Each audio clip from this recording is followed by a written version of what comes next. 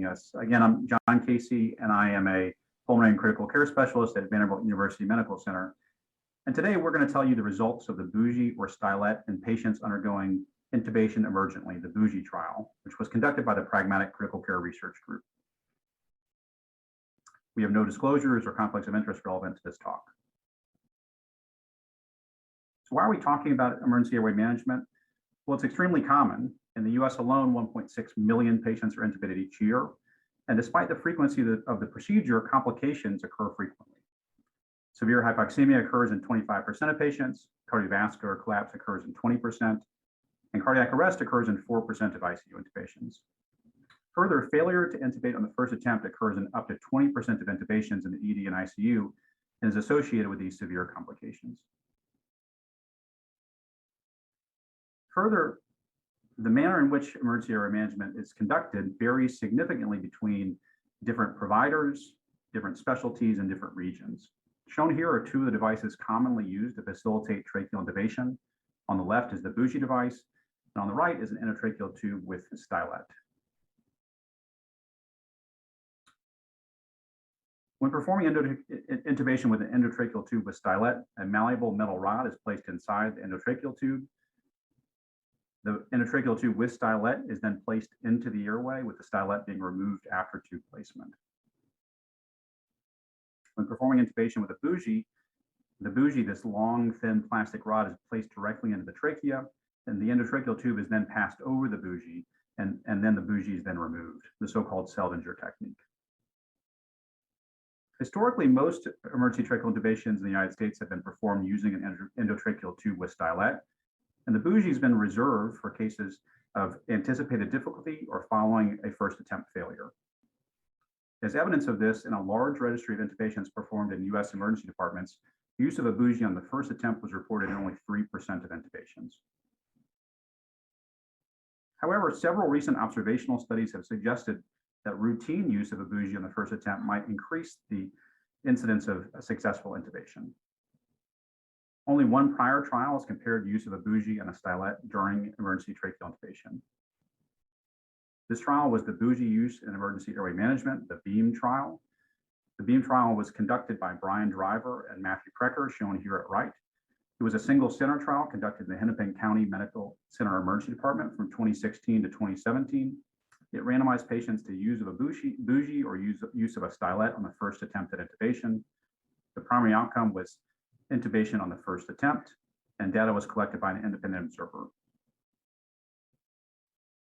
The BEAM trial randomized 757 patients, of whom 380 had difficult airway characteristics. Shown at bottom left is the primary outcome of the trial, in which BOUGIE increased intubation on the first attempt, which occurred in 98% of patients in the BOUGIE arm and 87% in the stylet arm, a difference that was significant with a p-value less than 0.001. This relationship was similar among those with difficult airway characteristics. Shown at right is the Kaplan-Meier curve of time to successful intubation. The BOUGIE group shown in yellow, and the endotracheal tube with stylet group is shown in blue. On the y-axis is the percent of patients successfully intubated, and on the x-axis is time. As you can see, in the BEAM trial, not only was BOUGIE use associated with an increase in successful intubation on the first attempt, it was also shown associated with a shorter duration of intubation with a p-value of 0.02. So why is a multi-center validation trial needed? The results of the BEAM trial have already been incorporated into expert opinions and many national guidelines. However, the concerns have been raised regarding the generalizability of BEAM. In addition to being a single center trial, the trial was conducted in a setting where providers were used to routinely using BOUGIE on their first attempt and had less familiarity with endotracheal tube with stylet. Therefore, the Pragmatic Critical Care Research Group partnered with the leads of the BEAM trial, Brian Driver and Matt Precker, to plan this follow-up validation study. The Pragmatic Critical Care Research Group is a clinical trial network based in the US. It enrolls patients in the EDs and ICUs of 19 medical centers. And the network is composed of investigators who represent all the specialties that perform emergency airway management, including emergency medicine, anesthesiology, and critical care. And the network specializes in pragmatic trials comparing the effectiveness of common emergency interventions like use of a BOUGIE and use of a stylet. And again, I want to thank Rob for inviting us to present the results today. I'm going to turn it over to Stacy Trent from Denver Health to go through the methods of the trial. Thank you, John. As he said, my name is Stacy Trent, and I'm an emergency physician at Denver Health Medical Center in Denver, Colorado. And I'm going to discuss the methods we used for the BOUGIE trial. The BOUGIE trial was designed as a multi-center randomized pragmatic trial comparing two standard approaches to tracheal intubation, either the BOUGIE or the endotracheal tube or stylet. The study was performed in 15 sites in the United States, including 7 emergency departments and 8 intensive care units. Patients were included if they were undergoing an emergent intubation in a participating unit of an adult hospital. They had to be medically sedated or unconscious during the intubation, and the intubator had to be using a non-hyperangulated laryngoscope blade on first attempt. Either direct or video laryngoscopes were allowed, but the blade could not be hyperangulated. Because this study was performed under a waiver of informed consent, our exclusions primarily focused on situations where there was a lack of equipoise in relation to either approach. If an intubating provider felt that either a BOUGIE or a stylet was required, or conversely contraindicated, then the patient was excluded. Additionally, if the providers felt that the intubation was too emergent to perform the randomization procedures, then the patient was excluded. Providers were blinded to group allocation prior to randomization. If a patient was eligible for the study, the intubator was asked to choose their laryngoscope before randomization to prevent group allocation from modifying the type of laryngoscope used. Patients were then randomized 1-to-1 in stratified blocks, but once the randomization envelope was opened, providers were no longer blinded to group allocation.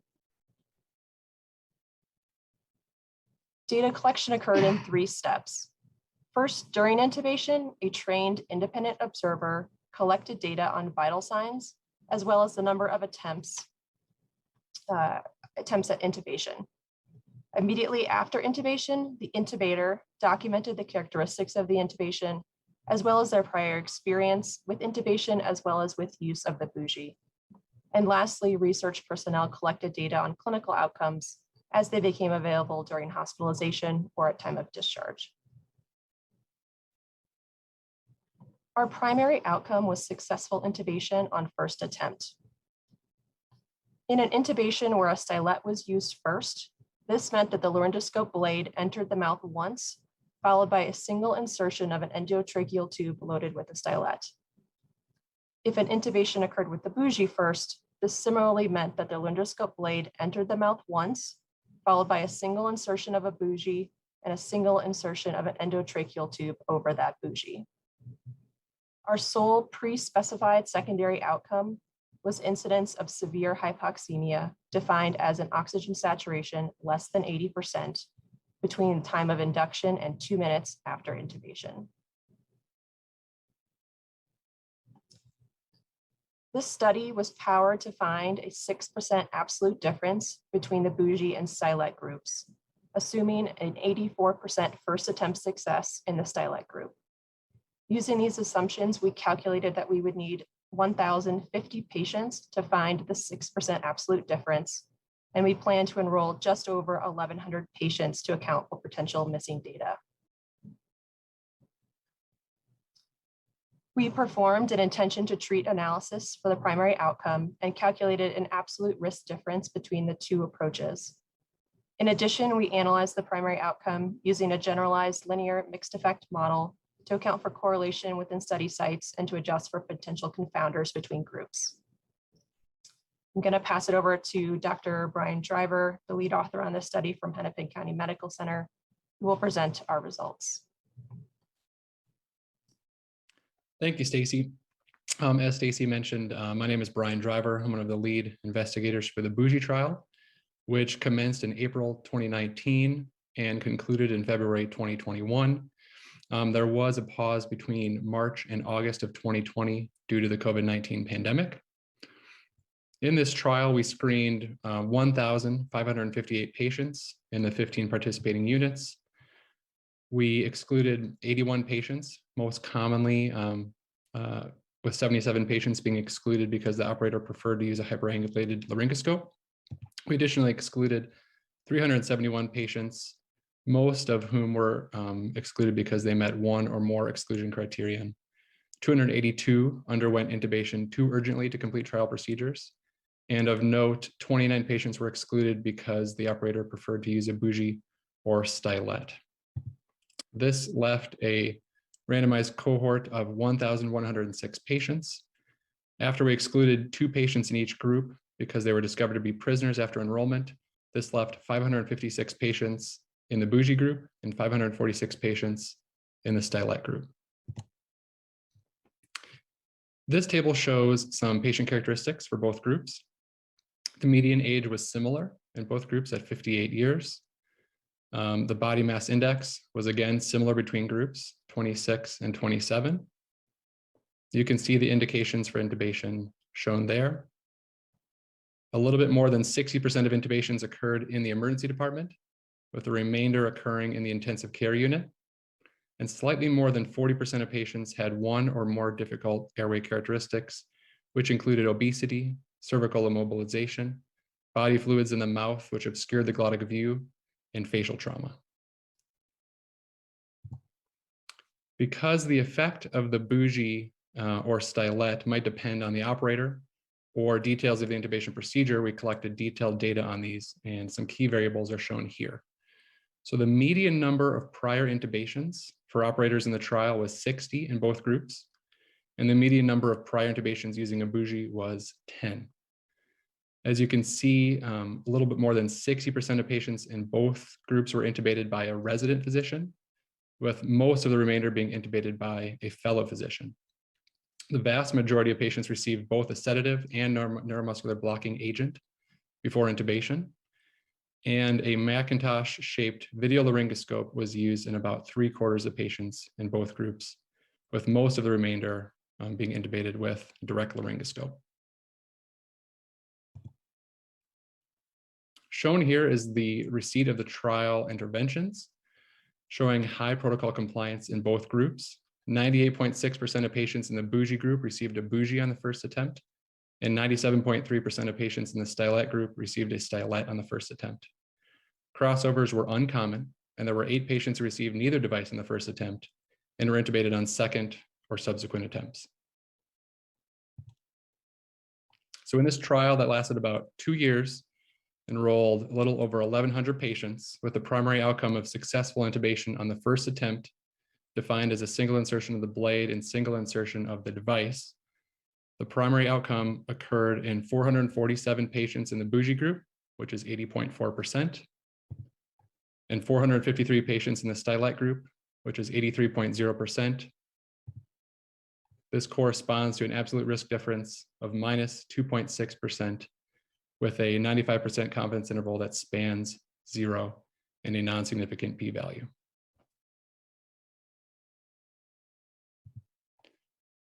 In a secondary analysis of the primary outcome, which accounted for study site and pre-specified baseline covariates, the adjusted odds ratio for success with the bougie compared to the stylet was 0.88, with a 95% confidence interval that spanned 1. Now, because the bougie might not be more successful in all patients, but might be more successful in certain subgroups, we performed this pre-specified subgroup analysis, taking into account intubation location, diagnosis of trauma, direct versus video laryngoscope, grade of glottic view, the presence of difficult airway characteristics, and the operator's prior intubation experience, dichotomized at the median value of 60. The forest plot shows point estimates for the odds ratio, with the line demonstrating the 95% confidence interval. Values to the left of the line favor stylet, and values to the right of the line favor bougie. As you can see, there was no subgroup with a significant difference between groups. This graph shows more detail on operator experience and intubation success. So the y-axis shows successful intubation on the first attempt, which is the primary outcome. The x-axis shows the operator's total prior intubation experience, with the histogram showing the number of trial intubations at that level of intubator experience. As you can see, the BOUGIE and stylet were not significantly different for operators with little intubation experience or for operators with more substantial intubation experience. This graph is similar with the same y-axis of the primary outcome, but the x-axis instead now shows the operator's prior number of BOUGIE intubations. Again, the histogram shows the number of trial intubations at that experience level. And there was no difference between BOUGIE or stylet with limited BOUGIE experience or more substantial BOUGIE experience. Although, as you can see, most trial enrollments occurred for operators with limited BOUGIE experience. We collected data on other secondary and exploratory outcomes. The pre-specified secondary outcome of severe hypoxemia occurred in 11% of patients in the BOUGIE group and 8.8% of patients in the stylet group, with a 95% confidence interval that crossed 0. We also collected safety outcomes, which is especially relevant because it is thought by some that the BOUGIE frequently causes mechanical injury to the upper airway and trachea. We noted 1.8% of patients in each group to sustain an intubation complication. Notably, there were 0 patients in the BOUGIE group who suffered injury to the oral, glottic, or thoracic structures. There was a new pneumothorax present within 48 hours in 2.5% of patients in the BOUGIE group and 2.7% of patients in the stylet group. So these results run slightly contrary to the notion that the BOUGIE frequently causes trauma, although it should be noted that these outcomes were not adequately powered. The BOUGIE is a 2-step process compared to the endotracheal tube and stylet, which is a 1-step process. So we measured the time between induction and successful tube placement. The median value for the stylet group was 112. The median value for BOUGIE was 124 seconds, with a difference of 12 seconds that was statistically significant, which is similar to previously published work. The clinical significance of this is unclear, especially as other outcomes did not differ. Finally, here are some data that show more patient-centered outcomes. Looking at cardiovascular collapse within 1 hour and death before 28 days, there is a slight difference between groups that is statistically significant in favoring BOUGIE. However, we believe these differences are most likely to be attributable to chance, as similar first attempt success should not lead to differential outcomes. So in summary, we conducted a 1,102 patient trial with very high protocol compliance and rigorous methods. In this trial, use of the BOUGIE did not result in higher first attempt success compared to the tube and stylet.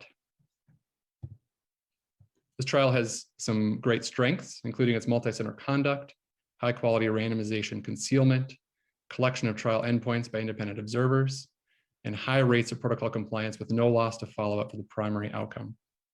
There's some important limitations. We did exclude some urgent intubation procedures, and we excluded 29 patients for whom the operator deemed the BOUGIE or stylet to be specifically indicated, although this number of patients is small and is unlikely to substantially alter the trial results. Also, many operators had limited prior BOUGIE experience, and some operators had limited prior intubation experience. So the results of the trial will not generalize to all operators. And we studied only the first attempt, so these data do not inform management after failed first attempts. So thinking about how to best put these results in context and accurately interpret them, I think it's worthwhile to compare the BEAM trial to the BOUGIE trial. So me and my colleagues at Hennepin County led the BEAM trial and published it in 2018. And just to give a little background on what our single center is like at Hennepin, it's a little unique in that it's an emergency department where all intubations are performed just by emergency physicians. And the third-year residents are typically like maybe 99% of the time performing intubation, rather than a first-year, second-year resident or an attending. And another thing that's a little bit unique about Hennepin is that for the past 20 years, BOUGIE use has been pretty routine, occurring in more than 80% of first attempts in some data we published several years ago. So it's a unique center where Residents have limited intubation experience for the first 2 years, then intubate a lot, and most commonly intubate with a bougie. So here's some key trial characteristics between the two studies. And we can see how they're similar and how they're different. So obviously BEAM occurred in 1 ED. The BOUGIE trial occurred in 15 centers. As I noted in the BEAM trial, bougie use is very common. Whereas in the BOUGIE trial, 14 of 15 sites either rarely or sometimes use the bougie on the first attempt before the trial began. Prior intubating experience was modest in both trials, with about 20 intubation procedures in BEAM and 60 intubation procedures in BOUGIE, with most operators being residents or fellows. The number of unique operators was 51 in BEAM and 322 in BOUGIE. And I think a key difference is the number of enrollments per operator, which was 8 in BEAM and just 1 in BOUGIE, meaning that for half of all patients enrolled in BOUGIE, the operator intubated just 1 time and didn't contribute to further enrollments. The indication of ultramental status was similar between trials. Video laryngoscope use was 99% in BEAM and 75% in BOUGIE. 1 or more difficult airway characteristics was slightly higher in BEAM, and an incomplete glottic view was slightly more prevalent in BOUGIE. There's one other key difference between the trials is that the primary outcome in BEAM was really just considered laryngoscope blade insertion. And you could insert the tube or BOUGIE more than once and still have it count as first attempt success. Whereas in BOUGIE, we refined this and added that the attempt was only going to be considered successful if the bougie or stylet was also inserted just a single time. This was meant to kind of capture the highest quality intubation with the lowest chance of complications occurring. But we want to make an apples to apples comparison. So looking at the primary outcomes for these two trials, when you use the BEAM definition, which considers just blade insertions, and that's shown here in this table, in BEAM 97.9 with bougie compared to 87.2 with a stylet, and bougie 87.6 with the bougie and 88.6 with the stylet. So that's the apples to apples comparison, showing a big difference in BEAM, but not much difference in bougie. And so how, with all of these thoughts in mind and differences in trial in mind, how can we best explain the difference between the two trials? And while the patients were slightly different, we included ICU patients in this trial, and they have a little bit higher rate of acute respiratory failure. I don't think there's a strong signal in the data to suggest that the difference in patients drove the difference in trial results, especially because there was no signal of benefit in any patient subgroup. The operators in both trials were trainees being supervised. They both had modest intubation experience. The only key difference really being that in BEAM, they got to contribute more intubations and perhaps learn over time, whereas in bougie, at least half of the intubations occurred for an operator who intubated just 1 patient in the trial and didn't have the opportunity to learn as much. And obviously, I think the biggest difference between the trials is the intubation system or context. At Hennepin, bougie use was present for decades. The respiratory therapists, physicians, residents kind of had this baked in culture to use the bougie, whereas in the bougie trial, most centers did not routinely use it and could not be as familiar with the bougie as if they used it more routinely. What do we learn here? And I think one thing we definitely learned is that if you hand someone a bougie who normally uses a tube and stylet, you're unlikely to improve first attempt success, at least over the time period and number of attempts studied in this trial. I think it's still unknown what happens if somebody, like an individual intubator or a system, starts using a uniform bougie first approach, and whether that can improve first attempt success or not. And I think that's an area for future study. So in conclusion, among critically ill adults undergoing tracheal intubation, use of a bougie did not significantly increase the incidence of successful intubation on the first attempt compared with use of an endotracheal tube and stylet. And I'm pleased to report that this manuscript was accepted in JAMA and is available online today. And I really want to thank all of my co-investigators and collaborators. This was an unfunded study, a labor of love, and I really appreciate all of their hard work, and all the credit goes to all the hard work they put into this trial. So thank you. Thank you to Rob for hosting us on Critical Care Reviews.